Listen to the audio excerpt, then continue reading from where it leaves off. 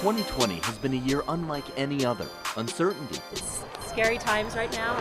Unrest. Black Lives Matter! And then, understanding. I love to engage in dialogue and explain why we've chosen these people, because I think it's important for people that might not understand. Amid the pandemic, I really just want to display these individuals in a really beautiful and great way. and the activism. They really said they wanted to exemplify the cultural diversity and heritage of this community. Art has remained a constant. Artists are activists, artists are healers. If only these walls could talk. Well, actually they can. Hello, I'm Dominic Garcia, and welcome to the CBS4 special report for the arts, art activism in Colorado. In 2020, a global health pandemic collided with a social revolution. And while we've had to change so much of our everyday lives, one constant has been art, more specifically street art, and its role in raising awareness, starting conversations, and bringing together people and ideas. While the fight for racial equality has been going on for centuries, the effort hit a tipping point this summer after the death of George Floyd. Less than a week after he died while being arrested by Minneapolis police officers, local artist Detour painted this mural at Colfax and High Street in East Denver. Floyd's death set off marches, protests, and riots nationwide. And here in Denver, much of the Black Lives Matter movement centered around the Capitol. This is where artists Andre Rodriguez and Pat Milbury created this 28,000 square foot street mural called Interwoven. And Arik Bloomer caught up with the artists while they were in action. The title of the project itself is called Interwoven. Like a magic carpet, there's many, many fibers that are interwoven and interconnected together to create a larger image. We are all interconnected and interwoven. You know, over the last few days, there's been a mix of both rioting and protests. The situation and the energy you feel down here right now it's really unique, you know? There's ups, there's downs, there's moments of beauty, there's moments of violence. Like the spirit of Denver is hurting right now. But at the same time, that shouldn't stop us from creating. It's more relevant than ever. This mural is for the people, with the people, and by the people. We've had so many people come down here to clean up the park in the mornings that we've invited people to come in and actually help us paint. My greatest desire is that it creates a vision that other people can respect a public space and not need to destroy it, but we can add to it and beautify things.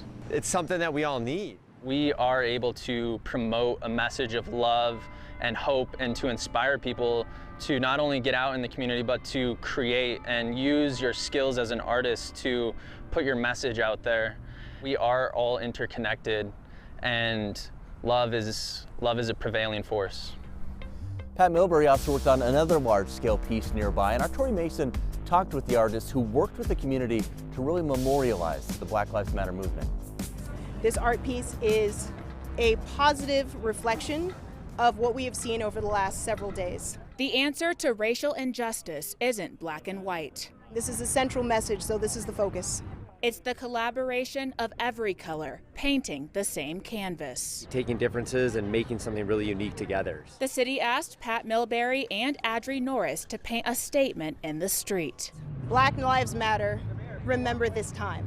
Their words Broadway has heard before. Black Lives Matter! Now they'll be seen after protesters have gone home. Artists are activists, artists are healers, and this is a perfect example of how we can come together as a city and as a community to bring attention to racial injustice. These aren't just artists, they're volunteers, activists, even teachers supporting Black students. I try to be a voice for them and encourage them to share their voice as much as possible. The protests are getting smaller, and this paint won't last forever. It's an everybody effort. Whether you're painting a mural or changing the world. We have done this so many times before. This time, please, can we recall this? Unfortunately, during the protest, the Capitol and a lot of businesses were vandalized. They threw up a fence around the Capitol, and many businesses were boarded up. But our Carter McHugh met two artists who turned those boards into canvases. We've had so many people come by and say thank you to us. In a city with so many blank canvases, Seeing the people stop by and give us positive feedback just makes me want to keep working harder. Armina Jusafagic and Carly Mariel are painting a message they hope will last. I love to engage in dialogue and explain why we have chosen these people, because I think it's important for people that might not understand. For almost a week now, the two have been protesting with each brushstroke, covering each board at 10th and Broadway with messages of hope and inclusion. We're working, Armina and I, as allies, to support the cause, and it's time. For Jusafagic, the mural of Colin Kaepernick hits closest to home. I feel like this country owes him an apology, and the league owes him an apology. For Minnesota native Mariel, it's the painting of George Floyd, captioned with his daughter's words. So it says, "My daddy changed the world." Those words for me are so true. Her daddy is changing the world, and he's leaving a legacy. While the boards won't stay forever, the women plan to keep painting. We'd really like to find places and local businesses that are interested in being part of the movement. For them, art starts conversation, and that's where change begins. I think it's really cool that we get to contribute to that. Throughout Denver, we saw other murals commemorating the lives of people who died in altercations with police. Both of these were also painted by Detour. Elijah McLean died after he was taken into custody by Aurora police in August of 2019. No criminal charges have been filed against the officers involved in that arrest. And in March, Breonna Taylor was shot and killed by Louisville, Kentucky police officers who were executing a search warrant. A grand jury chose not to indict any of those officers for her death. And it's not just Denver using art to raise awareness. In July, artists created a Black Lives Matter mural on Main Street in Frisco. It took 13 artists to create and complete the installation, and includes the work of students of all ages. Juneteenth marks the official end of slavery. The holiday has a long history in Colorado, but it wasn't necessarily widely celebrated. That changed this year, and some of the festivities included a Black Love Mural Art Festival right here in Civic Center Park. Katie Weiss has that story. It gives me an opportunity to create something that's bigger than me, something that has a voice way louder than I can ever scream. Denver artist Keir Dawkins has been working on this mural for 13 hours. He invited the public to help him finish it today, asking folks to place their fingerprints on the stars and stripes. So your fingerprint is an oath to dedicate more time to give opportunity to minorities. His mural is one of 36 now standing tall in Civic Center Park after a week of painting. Organizers of the Black Love Mural Festival tell me this is a way to give artists a voice during this pivotal time in a modern civil rights movement. They weren't at the riots, or they weren't a part of the protests or anything of that nature. So we wanted to give them a larger scale mural so then they can really speak on other things that are going on right now. And the word free mind, which means, I guess, free mind people. 18-year-old artist Hermela Hailu hopes her work inspires others. Black art matters, yeah, Black lives matter, Black art matters, Black businesses matter, they are what hold America together. Moving forward, these artists hope that long after the protests are over, the conversations about improving race relations will continue. But actually take the time, and want to communicate with people and want to learn people. From the fight for racial equality to the fight against the coronavirus. Coming up, we're going to look at some of the art that honors the heroes of the pandemic.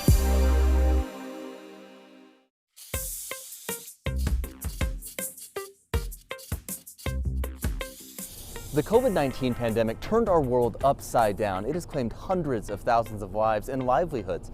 But even with so much fear and uncertainty, there is still honor and hope. We have been seeing these iconic hearts pop up all over the metro area. These are made by artist Coco Bayer. They're part of the Project Spread Hope, which aims to spread positivity through art, music, creativity, and compassion.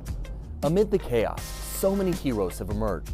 This mural on Colfax was designed by artist Austin Zucchini Fowler. It features the image of a medical professional with boxing gloves and angel wings. Austin took a time-lapse of how he created the mural, outlining it slowly and filling it in to make it perfect. He wanted to give thanks to all our healthcare workers for their incredible efforts. So after his healthcare hero mural, Austin started a new project during Teacher Appreciation Week, and he also teamed up with the winery to make sure people from both professions could get a free glass of vino. Sean Chitness has more on this partnership.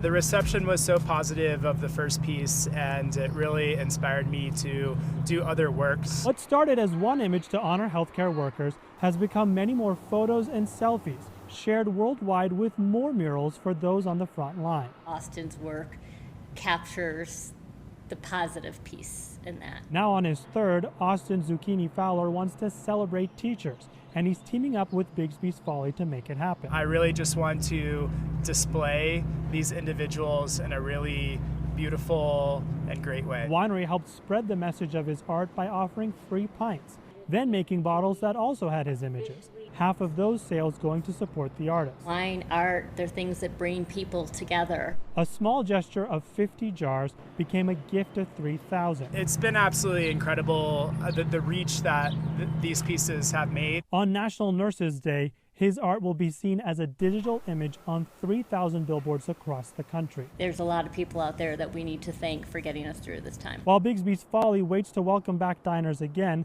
they're excited to be home to the third mural. A lot of creativity that is coming out of this. A lot of businesses are having to reshape how they operate. A winning pairing in a time of need and hopefully beyond. No one can escape the pain of the pandemic.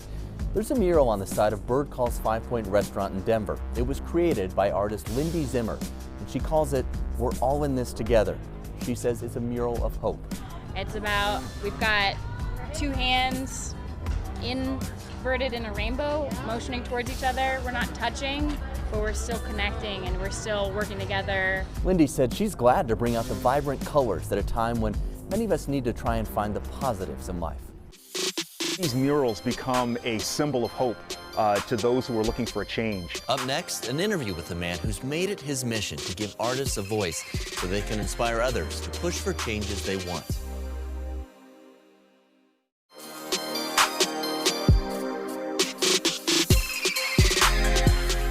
Welcome back, everyone. We have a great interview for you. This is J.C. Futrell. He is with Real Art Life. Thanks for your time. We appreciate it. No, thanks, Dominic. I appreciate being here. Okay, this has been prevalent in this special we're putting together. This is the Denver Legends mural, and you have a special connection to this. Tell us about that. Yes, this is the Denver Legends mural produced by Thomas Detour Evans, and it's been a long time coming. It's been a couple years that we've been thinking about putting up a large-scale mural on the back of the 5 Points Plaza, and I am just thrilled to have been a small part of putting it up here. That is my grandfather right there on the far right, John so W. cool. Mosley. Yeah. Yeah, and so some of these other legends that are up here as well, directly to his left is Madam C.J. Walker, who first self-made female millionaire. She's in the Guinness Book of World Records and did so creating a business right here in historic 5 Points. And then you've got India Arie, neo-soul singer, songstress, amazing artist. She went to Rangeville High School, once again, right here from Colorado. And then, of course, Charles Burrell, the first African-American to join any major symphony anywhere, and legendary jazz musician, and bassist. For people who don't know your grandfather. Oh, wow. Yeah, my grandfather. First African-American football player, lettered football player at CSU, undefeated wrestler, Tuskegee Airman, and Denver Zone. We're here in 5 Points.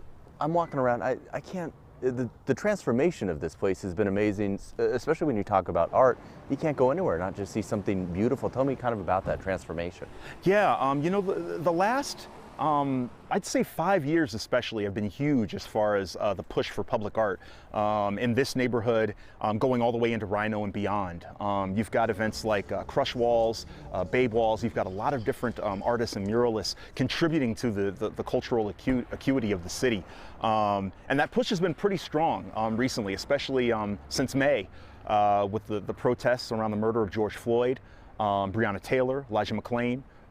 There have been a lot of artists that have used the power of their creativity to create a message and to give people some hope during these dark times. Tell me about the power these can have. I mean, these tell a story, and especially when you're talking about social justice. I mean, what impact are you seeing these have?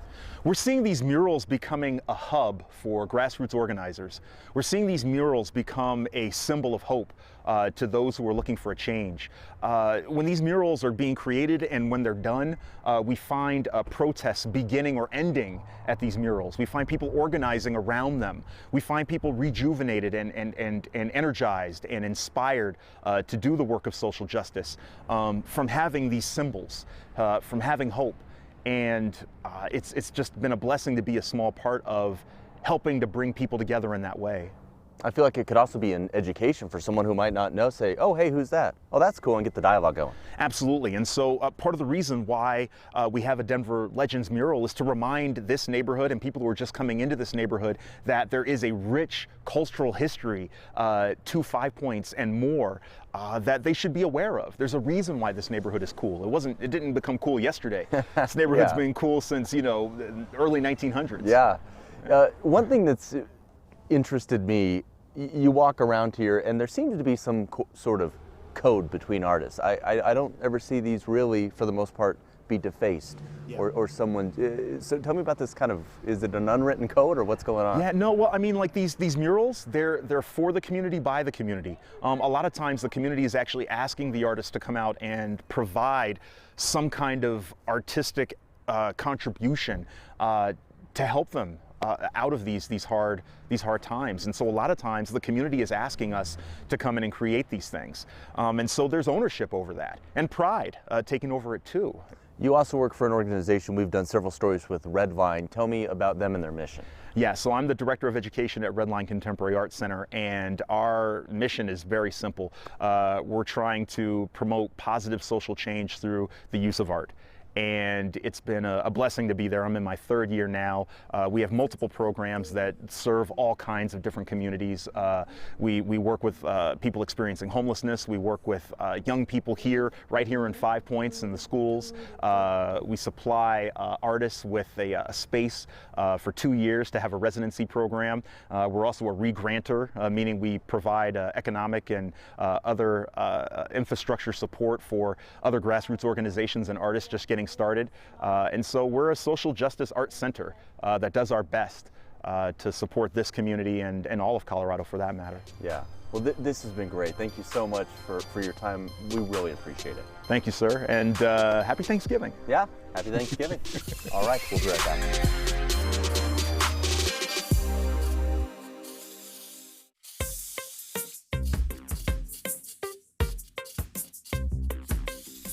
This year, Supreme Court Justice Ruth Bader Ginsburg lost her long battle with cancer. She was seen as a champion for equal rights, especially for women. After her death, this mural appeared in downtown Denver, calling RBG an icon. The pair of artists from New York say they vow to live a life that is tremendously meaningful and pledge to work for the benefit of communities all throughout the country. And artist Max Sansing's mural in 5 Points honors a Denver healthcare hero. Dr. Justina Ford worked tirelessly to help those turned away by hospitals. In the early 1900s, she, as a black woman, she worked out of her home. She delivered more than 7,000 babies during her storied career. Her home is now the Black American West Museum. You're never too old or too young to join the social justice movement. Our Justin Adams introduces us to some young people in West Denver trying to unite people through art. The paintbrushes are in hand, decorating the streets. I love it. These are my favorite projects. Kayla Gilbert is helping to paint a mural in front of Monroe Elementary School as part of the Westwood Via Verde project. This is an initiative to create a 3-mile greenway of places to walk and bike to community destinations like schools and parks and the school here. Now this mural that's being painted right here is the fire mural. It's one of the 4 that will be painted around this community. All I have to do with 4 different elements, which are fire, earth, wind, and water. Now I know that's something that sounds like you hear from a Captain Planet cartoon, but for this community, each element means so much more. When we asked the community what they wanted to see in these murals, they really said they wanted to exemplify the cultural diversity and heritage of this community and our connection to nature. So Kayla and her friends got to work. Earlier this month, they painted the water mural with koi fish in front of Castro Elementary School. People really love seeing the bright color, letting that greet them as they come to the school. Next spring, they plan on finishing the project by painting at Cuatro Vientos Park and Westwood Park. I also live here in Westwood myself, so I'm really excited about this project and being able to bring this art and opportunities to connect and bring the community together. If you're wondering if these murals are going to last with the rain and the snow, well, don't. The paint that's being used to have these beautiful pieces of art lasting for the next 2 to 3 years. Justin Adams, covering Colorado First. Thank you so much for joining us for this special report for the arts, art activism in Colorado. We hope you and your family have a safe holiday season. think we're all looking forward to the new year.